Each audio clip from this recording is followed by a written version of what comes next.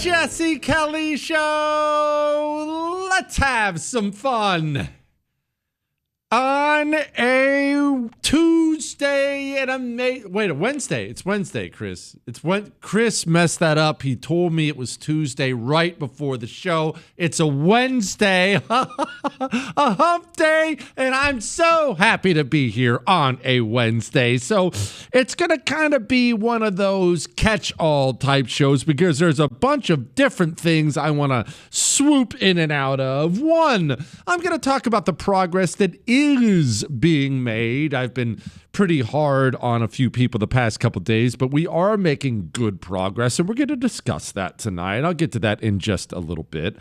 Democrats, sometimes communists, they pick the worst possible heroes that can't help themselves. We'll discuss that. I am going to discuss the world of make-believe. Looks like Melinda French Gates. That's hilarious. That's her name. Melinda French Gates is... well, she has something hilarious to say about her granddaughters living in a harder world than we do. Purges happening all over the government, all that, so much more coming up tonight on the world-famous Jesse Kelly Show. I actually want to first begin here. It happened yesterday, and I really didn't talk about it last night, but I woke up this morning and I couldn't stop thinking about it. Joe Biden. We've talked endlessly. I actually predicted, I guess I was wrong about this, that we would never see him again. But Joe Biden emerged yesterday to give a political speech. And we're going to have a talk about it right now because things like this are important to understand where we are and why we are where we are. First, let's be crystal clear about this. Joe Biden did not wake up yesterday, day before, the week before, whenever they actually scheduled this thing. Joe Biden did not wake up and say, man, I feel good today. I want to get back involved in politics. I want to get back in the game. I want to go give a speech somewhere. That did not happen. You know, and I know, Joe Biden is in very bad shape. Physically, mentally. Not making fun of him for it because time comes for all of us. That'll be me one day. If a car doesn't splatter me on the highway first, that'll be me one day. Be you one day. It's how it goes. So I'm not mocking that, but Joe Biden does not have years left on this earth. Anybody with any experience in dealing with folks as they get older can see all the signs. It's in the walk. It's in the talk. It's fading fast. Very fading fast. Joe Biden didn't wake up and want to get back in the game. Jill Biden woke up. They wanted to get back in the game. His witch wife loves fame, loves feeling important. Remember one time when he handed her a cabinet meeting? Sitting around a big table, his cabinet's there, he hands the meeting to Jill. She loved it. The picture they put out, they actually put out a picture on social media. Air Force One, the president's plane. President obviously has an office in there, has to handle important business in there. They put out Jill Biden sitting behind the president's desk going through binders of things. Jill Biden loved the fame, loved the power. And when you combine that fact with the fact that she very clearly does not care for her husband, his health at all, well, Jill Biden probably made some phone calls and arranged for old poor Papa Joe to go give a speech. Now, Joe Biden, he did not bring the United States of America to where it is today by himself. I'm not saying that. That would be a ridiculous thing to say. But what he most definitely did do is make it so much worse as fast as humanly possible. And there are two reasons for this. We're about to discuss both of them as we play just a couple little things, and then we'll move on to some news of the day items. There are two reasons Joe Biden, his 4-year presidency, did so much damage. The first, well, we've talked about many of these before, but the first was the fact that Joe Biden is not strong enough to stand up to the demons who have taken over the Democrat Party. He's just not. Even, as I've pointed out, even Barack Obama, America-hating Barack Obama, who really, it's not a put on. He really, really genuinely hates the place, hates the country, wants it destroyed. But even America hating Barack Obama didn't do with immigration what Joe Biden did. And it's not because he didn't want to. It's because he understood it would be political suicide. It looks too bad. We can't just open up the country to rapists and murderers and then champion these people. It looks bad. You can't form a voting coalition of the current existing Americans if your party's platform is all the rapists and murderers from around the globe. Come on, and even Obama knew you couldn't do that. And Joe Biden of 10 years ago would have known that too. Even if he really wanted an open border, Joe Biden of 10 years ago would have grabbed the crazies inside of his cabinet and said, hey, we're not opening the border and importing people as fast as we can. That'll kill the party. But Joe Biden was too weak. There have been so many stories, historical stories we could point out of things like this. Honestly, you could really point to Japan in World War II, one of my favorite historical periods, one we talk about all the time. The Emperor Hirohito, he got all kinds of crap during the war, after the war. How could you allow this? You're the supreme commander. Aren't you in charge? But there are a lot of people who write down about how weak he was. Oh, yeah, he was supreme commander, a god made flesh. You know, that's kind of what they believed about the emperor. But he had all these militaristic people around him. He was weak. And the crazies around him took over the country, dragged the country into a huge war in China they couldn't win, and then prompted him to attack the United States of America, which guaranteed the destruction of Imperial Japan. And everyone was looking around, and they asked him many questions afterwards. Why didn't you stop all this? You're the emperor. You can decide whatever you want. You can wake up one morning and decide that you should be allowed to poop in the street, and you can do it. You're the emperor. But you didn't ever stop it. He was too weak. He wasn't strong enough. Joe Biden was too weak to hold back the savages who've taken over the Democrat Party. Real, genuine America-hating demons. They were all throughout his cabinet. The Susan Rices, the Lisa Monacos, Victoria Nuland. We could go down the list.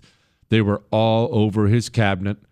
He filled them up. He filled up the highest positions of power in this country with these people. And then they did what communists do. They destroyed everything they could get their hands on as fast as they could possibly destroy it. And Joe Biden was never strong enough to stop them. But that's only half the reason. The other half of why Joe Biden accelerated the destruction of my country, of your country, the reason he destroyed it so quickly was Joe Biden is just flat out a jerk. You know, it's one of those things, people who get any level of fame, whether it be a politician or a musician or an actor or whatever it may be, a radio host, they like to imagine, because they have all this power and influence, they like to imagine that their worst parts of themselves can be kept quiet, but that's not true nowadays. Nowadays, everyone has a social media account. Everyone has a former employee. If you're horrible to people, the word's going to get out. Joe Biden's been horrible to everybody forever. It's not a dementia thing. It's who Joe Biden is. He has been historically horrible to his staffers, to members of the media, to his colleagues. Joe Biden is a jerk. And the jerkiness combined with the weakness and inability to control the savages in his administration, what it did was it produced a toxic stew that turned out to be the most destructive 4 years in the history of the United States presidency. I don't want to say the most destructive 4 years in the history of America, because we had little things like the Civil War where we were murdering each other as fast as possible. But as far as the presidency goes, the destruction wrought by a U.S. president, no president, even Obama destroyed as much as fast in 4 years as Joe Biden did. And he emerged courtesy of his witch wife yesterday and gave a speech and reminded us of exactly how and why that happened. We'll talk about that next.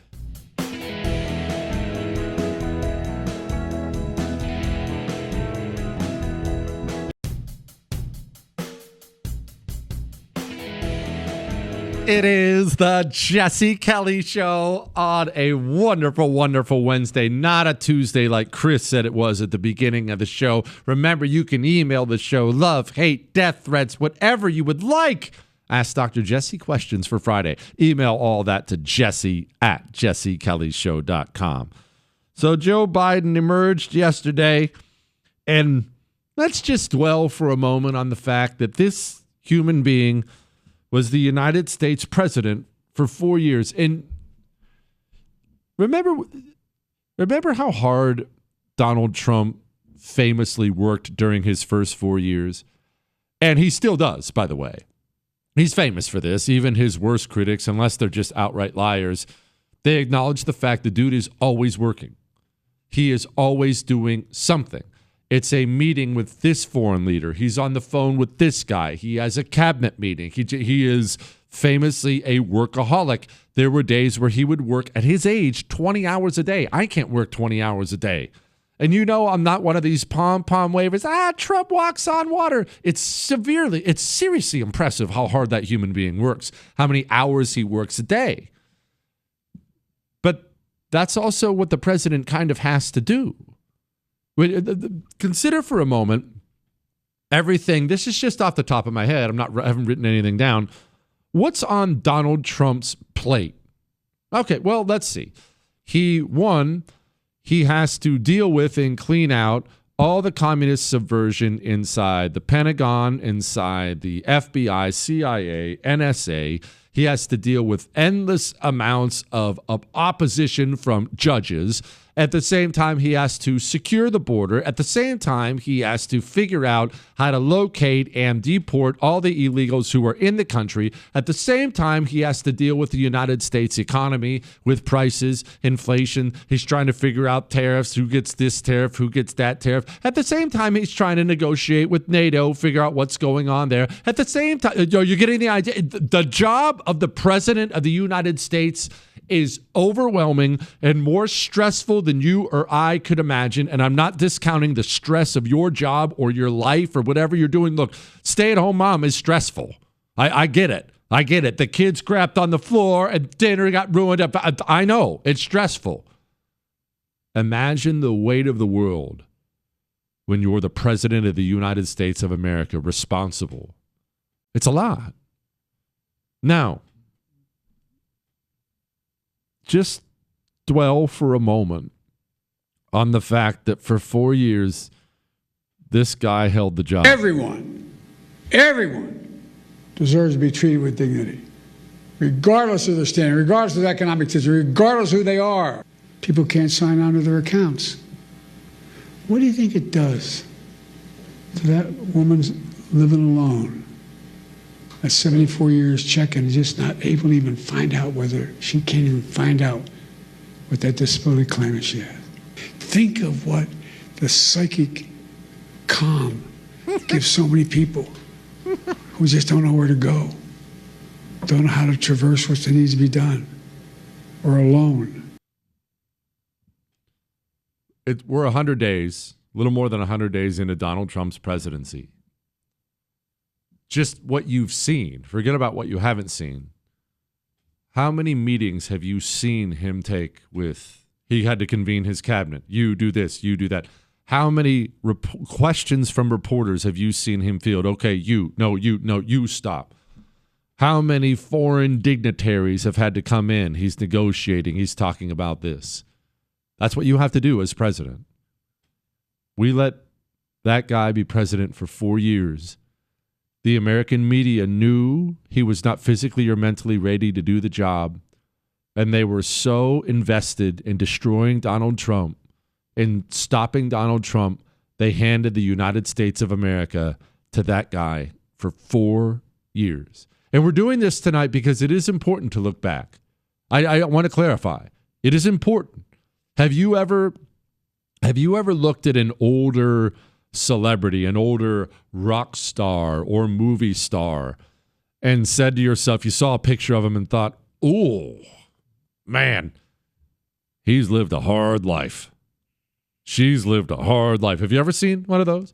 I hate to even call the guy out because I don't have anything against him. In fact, I like him as an actor, but when's the last time you saw a picture of Mickey Rourke? Last time I saw a picture of him, it was a couple days ago. It was online. The first thing that popped into my head, I saw him and I thought, oh, Mickey Rourke did some hard living in his youth.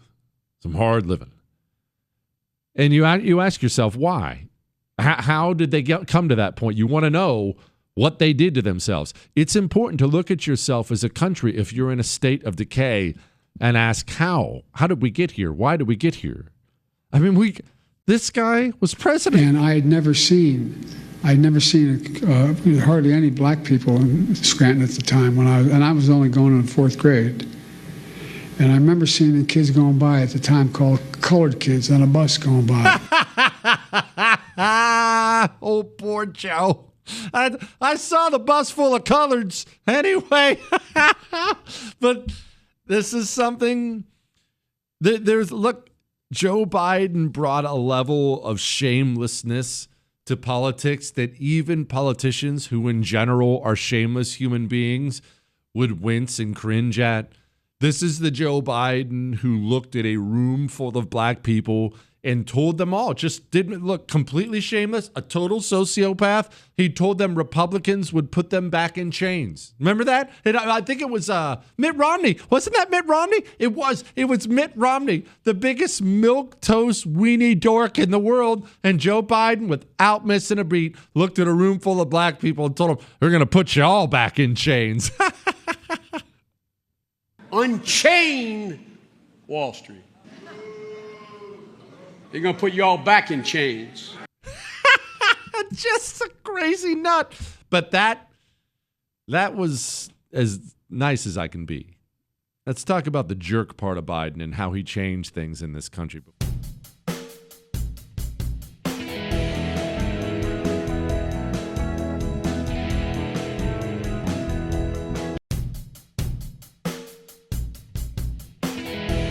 It is the Jesse Kelly Show on a Wednesday. I don't know what he's talking about, Chris. It's just good music. You never know what anybody's talking about in the music. You can never understand anything they're saying at all. You just nod your head and kind of mouth the words along and act like it has meaning. Everybody knows that's what you do with music, Chris. That's what I've always done.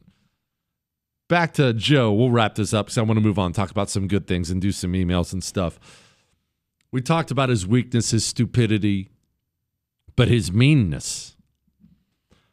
I want to make sure I clarify this for the younger people who are listening. You're not dumb. You just haven't lived as long, so you haven't seen as many presidents speak, okay? I am 43 years old, and there has been an ironclad rule in politics for my entire 43 years. The American president does not badmouth his own people, including the people who voted against him, including the people who hate him. He does not ever, I've never seen it in my life. And if you're young, you kind of think that's just how it's done now because that's what Democrats have mainstreamed in this country. I never saw it in my life. When Barack Obama got up and kind of half mocked the Tea Party, it wasn't even that bad. Chris, you know what? Find it if you can. Barack Obama talked about tea bags. It was Barack Obama got elected, started blowing through all this money, and he gets up on stage and he said something that honestly, it was fairly benign when you look at where we are now and looking back. It's like, got all these people waving tea bags around there. That's roughly what he. Oh, you have it, Chris? Go ahead, play it. So, when you see, those of you who are watching certain news channels that, on which I'm not very popular, and you see folks waving tea bags around, let me just remind them that I am happy to have a serious conversation. Now, how benign does that sound now? That's really nothing, isn't it? It's nothing.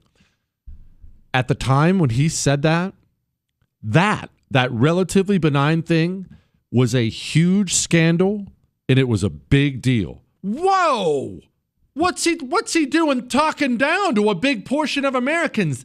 That was considered talking down to a big portion of Americans. This is not ancient history. That relatively benign statement, that was not something presidents did. Democrats never did it. Republicans never did it. The American president doesn't speak like that to the American people. Fast forward to Joe Biden. Yesterday, he said this. It's never been this divided.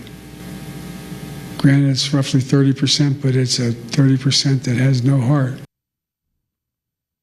What? What? It's not even a few people. He flat out put a number on it. 30% of you don't even have a heart. This may seem small. It may seem like a speech. It is a huge deal. A huge deal. It's why no other president has ever spoken this way. It is a huge deal when it comes to dividing the country. Leadership does matter. I want you to think of it in this way. I want you to think of it as if a teacher is standing in front of a kindergarten class, okay? Now, the kids matter, obviously, but leadership is critically important.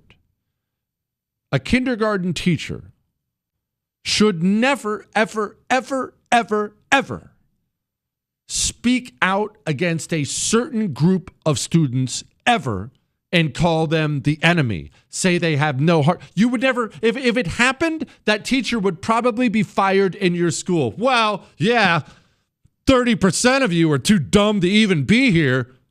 That would be such a scandal, the teacher would be fired immediately.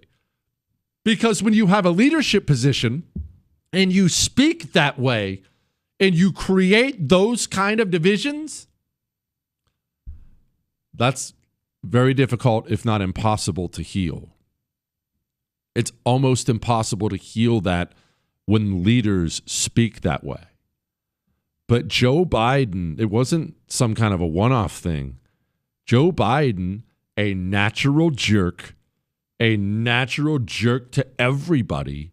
He spoke like that for 4 years. The little communists around him who hate you, they wrote his speeches, and Joe Biden read them, presumably, beforehand, and said, yeah, that's how I want to speak. And I'm trying to explain this to younger people. Older people will know this. United States presidents don't speak this way.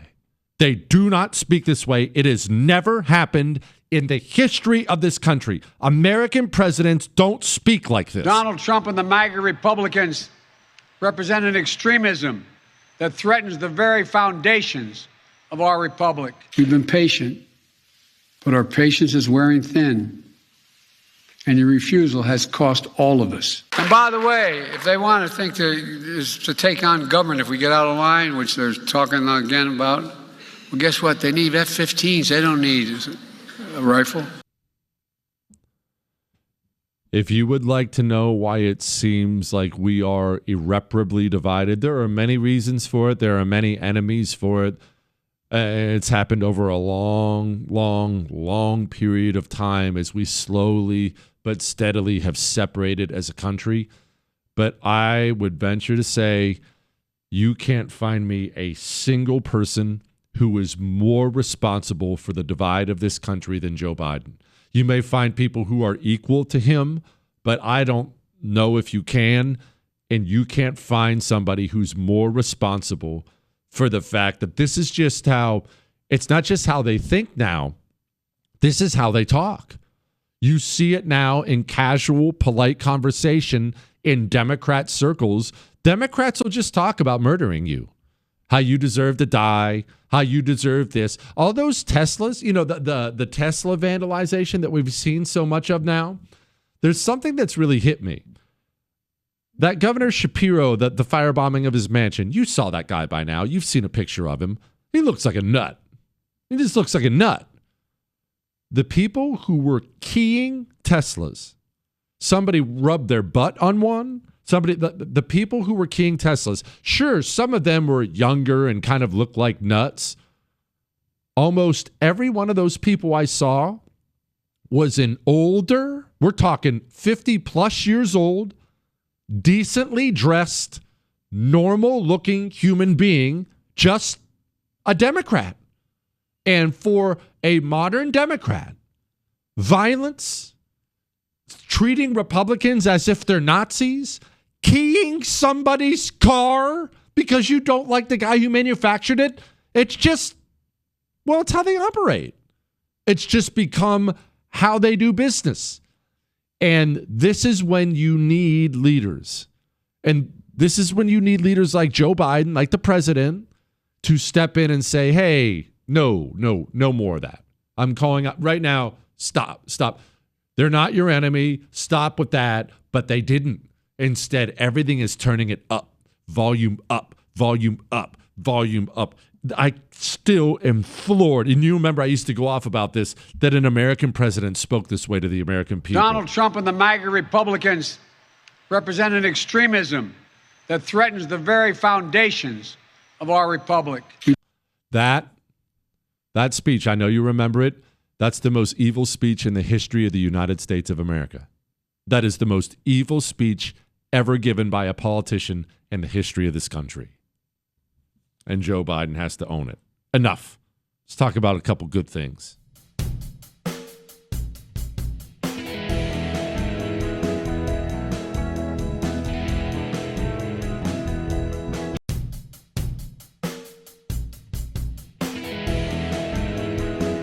It is the Jesse Kelly Show on a wonderful Wednesday. Remember, you can email the show, jesse@jessekellyshow.com.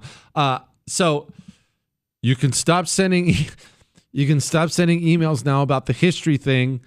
I put it out there last night because there was a debate on the show about what the next history thing could be.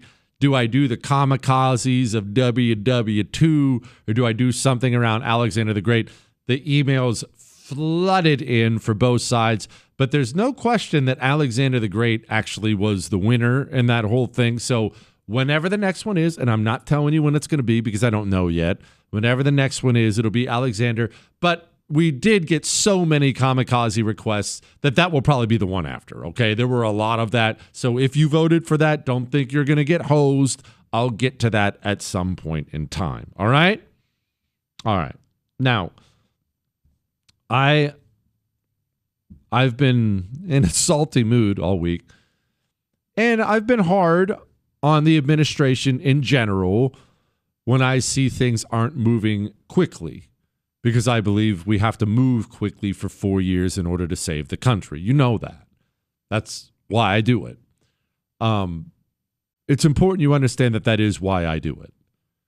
I do not believe that you get more things out of your government by cheering them on all the time. In fact, I think that's oftentimes the worst possible way you can deal with your elected representatives.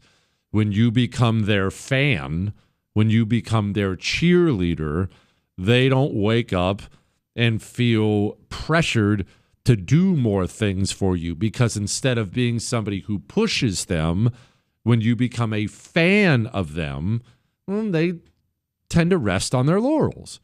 This is human nature, right? It's human nature. If I as a dude, if I hang out with my buddy tonight, Luis, and if Luis looks at me and he says, dude, you been in the gym? Doesn't look like it. You look kind of fat, skinny, worthless. I'll be honest. That would cut me. And I'd probably work out the next day and probably work out really, really hard. Probably so hard I would hurt myself. It would hurt, right? That's how you get improvement out of people. That's why I push and push and push. And you should know that I always will. That's why I scream at the low T GOP in the House and the Senate. I talk about primaries. I'll talk about Trump. I'll talk about Bondi. I talk Kash Patel. You name it, and I always will. I want more, harder, faster, aggressive anti-communism. But I do have to hand out some credit sometimes, too, because there's a lot of credit that is due. I was very hard on Pam Bondi yesterday, and I will continue to be until government people get arrested. But she gave a press conference today, and there is value to things like this. Today, the Department of Justice is announcing a civil lawsuit against the Maine Department of Education. The state of Maine is discriminating against women by failing to protect women in women's sports. Pretty basic stuff. This is a violation of Title IX. The Department of Justice will not sit by when women are discriminated against in sports. This is about sports. This is also about these young women's personal safety. Okay. That's good. If Maine is going to defy things and allow women to be beaten up, then it's good that the Attorney General is doing something about it. Again, do I want her to do more? Yep. That's a good thing. That's better than your 19th appearance on Fox News to brag about the Maryland guy you deported. Well, the one they keep calling Maryland man, the illegal they deported. But credit where it's due. Good job. I appreciate it. Another thing. This is from American Military News. Pentagon cuts $5.1 billion in wasteful spending in a new wave of DOGE cuts. That's Pete Hegseth. Now, you can look at that number and say, well, that's a good start, but that's not near enough. And you'd be correct. Not near enough. But it's a start. That's $5.1 billion. Credit where it's due. That's $5.1 billion of your money. We lose sight of that. I know we know it. I'm not insulting your intelligence. You know it. I know it. But when we read these numbers, $1 million here, $1 billion there, $1 trillion here, we do tend to lose sight sometimes of the fact that that's all money they stole from us and stole from our kids and their kids and their kids after them. That's our money. If somebody came to you and said, I just saved you $5.1 billion of money that was going to be wasteful, you'd be appreciative, right? Let's be appreciative. Good. Someone cut something. Okay. Another one. This is from CNBC. 20,000 IRS employees interested in deferred resignation offer as tax deadline looms. Okay. 20,000 IRS employees potentially are leaving. Yeah, you can say that's not enough. We need to get rid of the entire IRS. I would agree. Yes. I agree. But it's a good start. They're trying to get rid of some of these leeches, and that's a good start. Headline: Trump unleashes new strategy to deport 1 million illegal immigrants in 2025. I brought this up last night. Is that enough? Of course not. The communists brought in 20 million in just 4 years. That doesn't count the 30 million who were probably here before that. It's not enough. It's a dang good start. It's ambitious. We are currently, here's the reality of it. We are currently deporting people faster than we have in decades in this country. Decades. No, it's not enough. No, these numbers don't add up to 25 million. But what if they get to 1 million this year? And then next year, that turns into 3 million. And then next year, it turns into 5 million. Okay, well, we're getting somewhere, right? I just felt the need to hand out some sugar cubes because I've been handing out plenty of whips this week, and I felt obligated to give credit where it's due. They are doing a lot of really great things in the Trump administration, and they do deserve credit for it. They really genuinely do. There is so much corruption and so many evil systems that have been put into place. Evil knots. I'm going to describe them as knots. Evil knots that take a long time to untie because they've been cinched in over the years. It takes time. All right. Now, let's make fun of Democrats for the idols they choose. Because, man, they've got a weird one right now.